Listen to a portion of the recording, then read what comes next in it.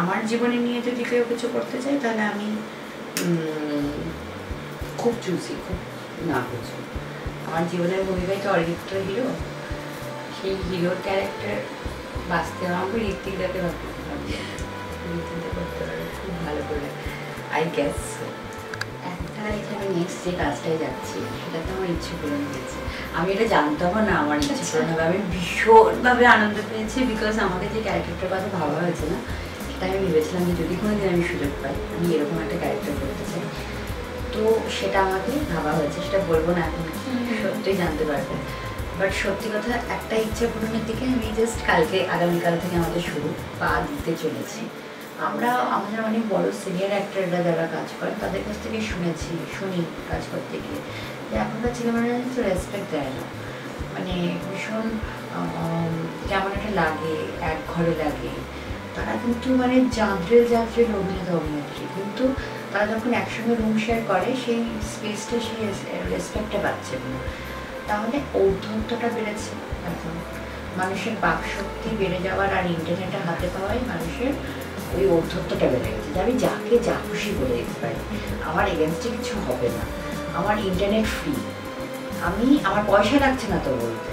ওইটাই যদি একটা কমেন্ট করতে 1 টাকা লাগতো তাহলে ভাবতো যে আমি ভালো কমেন্টটা করবো না খারাপ কমেন্টটা করবো, খারাপ করলে আবার 1 টাকা চলে যাবে আমার অ্যাকাউন্ট থেকে, ভালোটাও করবো না খারাপটাও করবো না।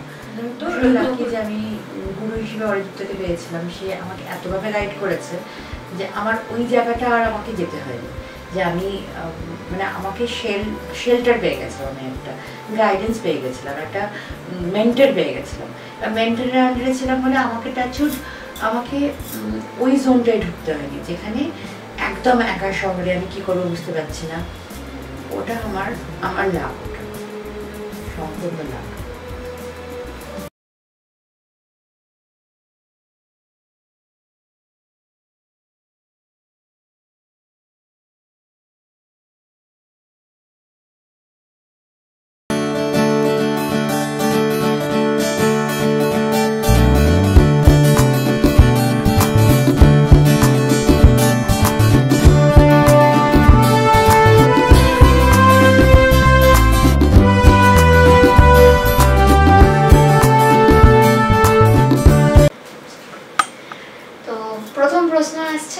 পাহাড় না সমুদ্র?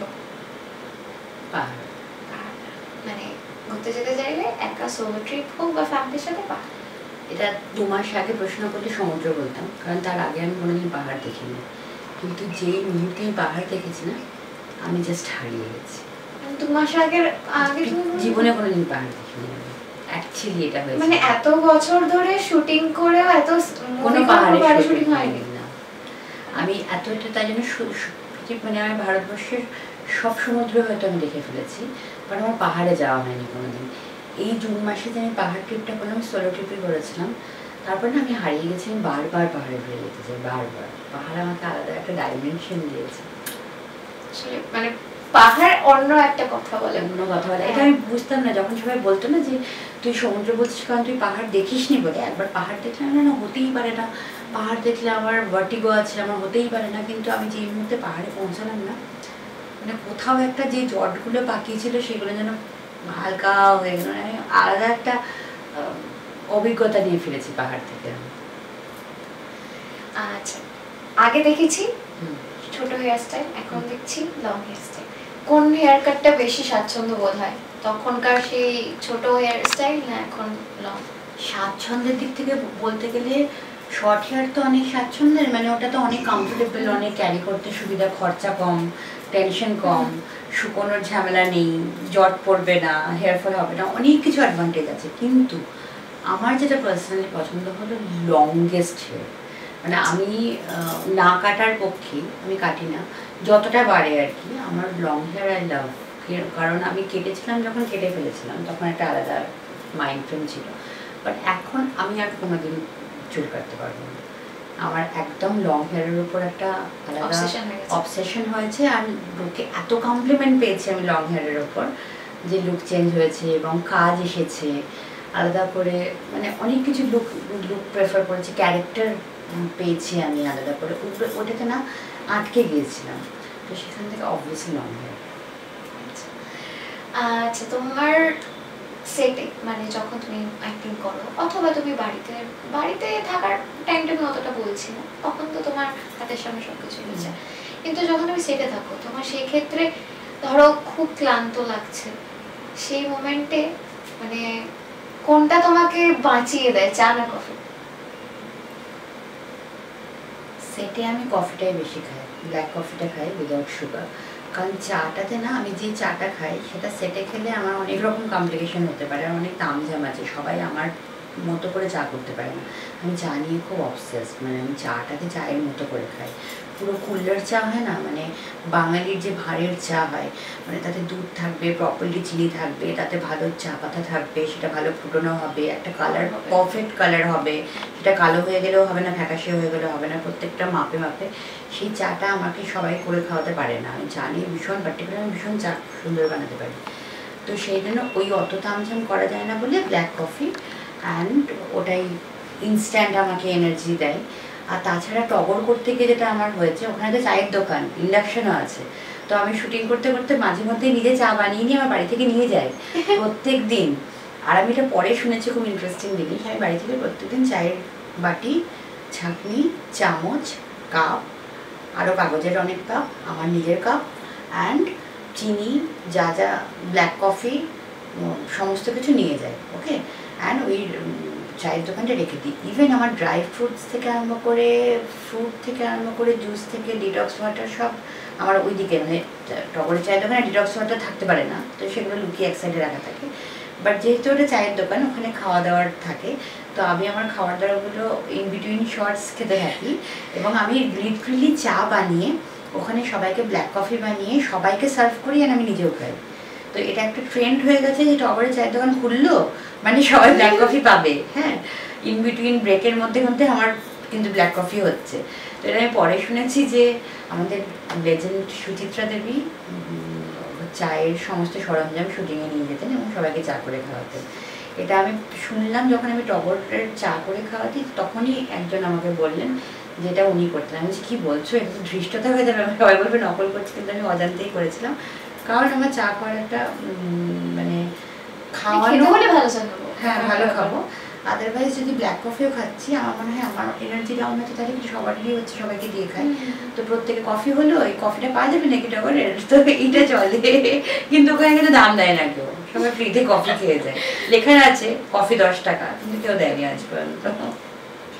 আচ্ছা, ফলোয়ারদের থেকে পাওয়া অদ্ভুত কোনো মেসেজ? প্রচুর অদ্ভুত মেসেজ পাই।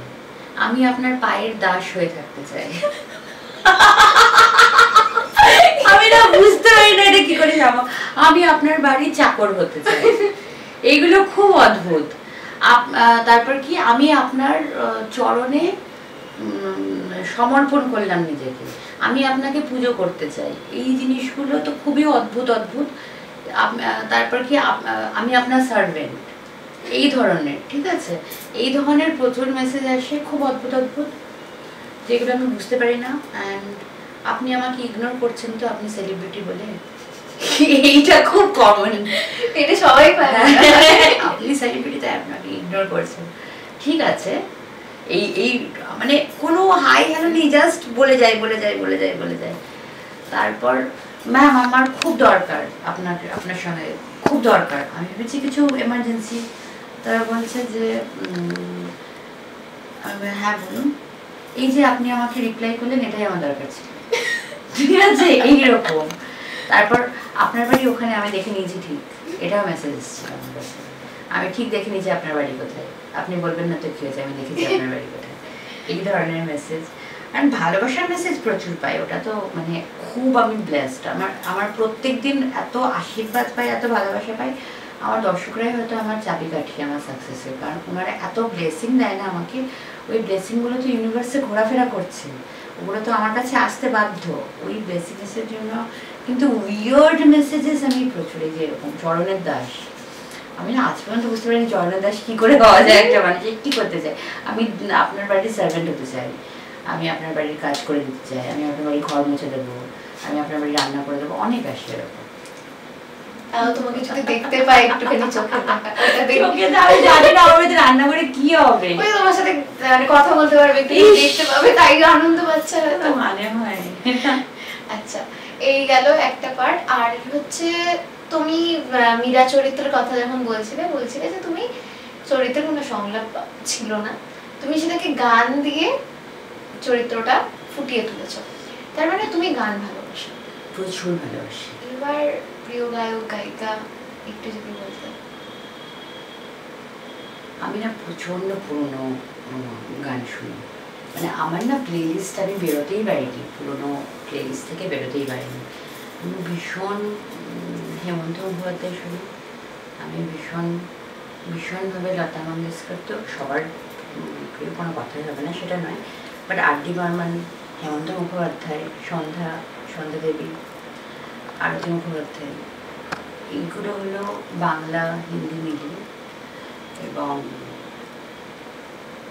মান্না দে, কিশোর কুমার শানু, এইগুলো হলো আমার প্লেলিস্ট। আমি একজনকে বলতে পারবো না, যে কোনো একজনকে, কারণ আমার প্লেলিস্টে ওনারা মিক্স অ্যান্ড ম্যাচ করে থাকে। মানে আমি ধরো দুটো হেমন্ত শুনলাম, তারপরে আমি দুটো আর.ডি. বর্মন শুনলাম, ঠিক তার পরবর্তী ক্ষেত্রে মান্না দে শুনতে ইচ্ছা হবে, তারপরে কিশোর কুমার শুনতে ইচ্ছা হবে, কিন্তু আমার না এইখানে আসে না, মানে ওইটা কখনোই আমার মানে এখনকার যে ট্রেন্ডিং সং সেইগুলো প্লেলিস্টে আসে না। মানে এলেও ধরো আমি কি হচ্ছে কি চলছে ওটা শোনার জন্য একবার জাস্ট শুনে নিলাম, ওইটুকুই। মানে আমার প্লেলিস্ট ভীষণভাবে 1960s থেকে 1990 অবধি আটকে আছে, 2000 অবধিও আছে, তারপরে আর এগোয় না। আমি একদম মানে আমি ওইগুলো দিয়ে আমি ভীষণ ওই যে গানে যেটা আমি কানেক্ট করতে পারি, মানে পল পল দিল কে পাস তুম রহতে হো, কাউকে প্রেম নিবেদনের থেকে এর থেকে বেশি ভালো গান কি হতে পারে, যে তাকে বোঝাচ্ছে যে সারাক্ষণ তুমি আমার সঙ্গে ঘুরছো, বা বাড়ি যাচ্ছে লাগতে লাগ যা গেলে। তো এই গানগুলো একটা আলাদা আমার জীবনের সঙ্গে ওতপ্রোতভাবে জড়িত, আর আমি ওই অরাটাতেই থাকি এখন অব্দি, ভীষণ ওল্ড স্কুল। আমি গান তো সবাই পছন্দ করে, তো তোমার এটা নিজের যেটা ভালো লাগে তুমি সেটা জানালো আমাদেরকে। তো আর কি বলা যায় না ব্যাপারে আমি বুঝতে পারছি, অনেক কিছু জেনে নিয়েছি, আসলে কিছু জেনে নিয়েছি, অনেক কথা হয়ে গেছে, যা ইচ্ছে।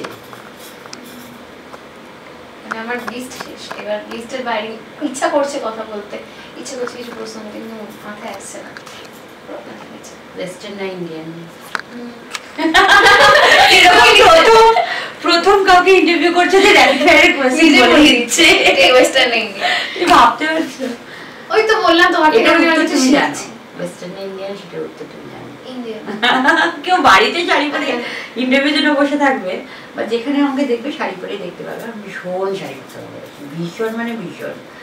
তো আমি চাই আমার প্রত্যেকটা ক্যারেক্টার শাড়ি পরা হোক, ভীষণ লাস্ট সময় লাগে আর কি, শাড়ি পরতে খুবই ভালো লাগে। আর এই তো হলো আজকে ইন্টারভিউ, কেমন লাগলো তোমার আড্ডা দিয়ে? ভীষণ মজা করে কাটলাম, ভীষণ। আমরা দেখো গরমের মধ্যে আমরা বলেছিলাম যে পুরো জোন করে আলাদা আলাদা করে করবো, কিন্তু আমরা এই যে এখানে ঢুকে গেলাম, গল্প এমন পড়লো গল্পের ফাঁদে যে আমরা কেউ একবারের জন্য বেরোতে ইচ্ছে করেনি। আমরা ভীষণ মজা করে, হয় না যে অনেক দিন পর একটা গল্পের আসর বসলো, ওই রকম আড্ডা দিলাম, খুব মজা পেয়েছি। তাহলে দর্শকদের জন্য কিছু বলে দেওয়া উচিত।